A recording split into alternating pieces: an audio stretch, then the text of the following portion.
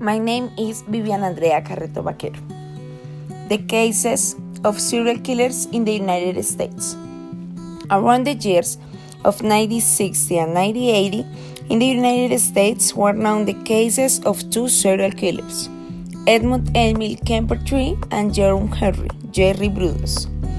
In the case of Edmund Kemper, he was called the killer of schoolgirls, since in the year 1973 he killed 6 schoolgirls from Stanford University, California. However, he actually murdered his mother and grandparents as well. Ed Kemper was the tallest in the cases of serial killers in the United States. It is over 2 meters high. On the other hand, Jerry Bludus was known as the lust killer and the shoe fetish slayer, since he strangled 4 women, but he had a fetish with high heels.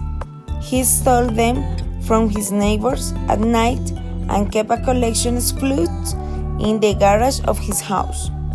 Jerry Bludus was the most famous killer in the United States. His case appears in the Netflix series The Mindhunter. Ed Kemper was more careful than Jerry Bludus. He acted stately, and when he dismembered the corpses, he removed the bullets he had used so that the weapon could not be identified, while Jerry Bludus threw the bodies of his victims into the Willamette River, and on occasions, a fisherman found the bodies of 2 of them in the Longton River, a tributary of the Willamette. Ed Kemper was more organized than Jerry Bludus, since Ed was hiding his crimes in such a way that he had to confess to their murders in order to be convicted. Also as trial, he asked to be sentenced to death, but being suspended these sentences, the court gave him 8 life sentences. Ed Kemper was more violent than Jerry, since at the age of 15 he killed his paternal grandparents, shooting them with a strong later at night on April 20, 1973. Ed went into his mother's bedroom armed with a knife and hammer. He hammered to death and then he decapitated her and knife.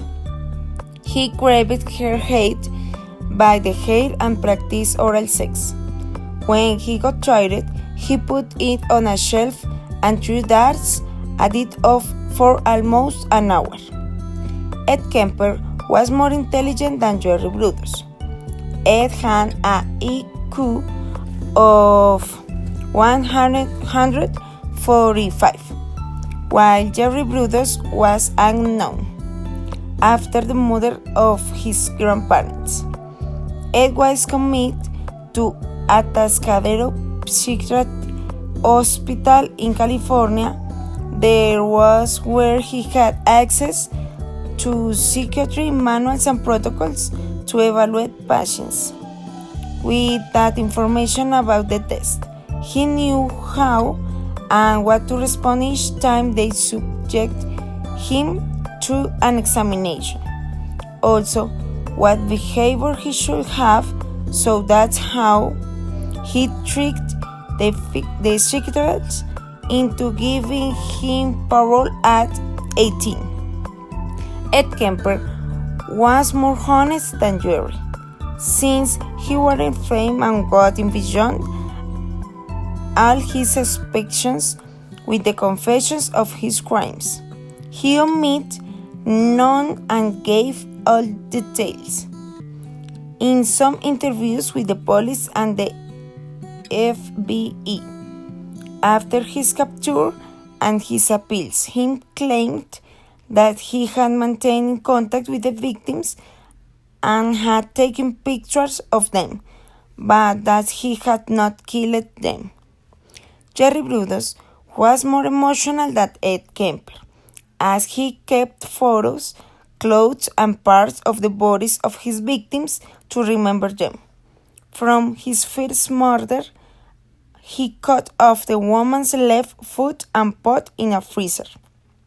He used it to model his stolen high-heeled shoes.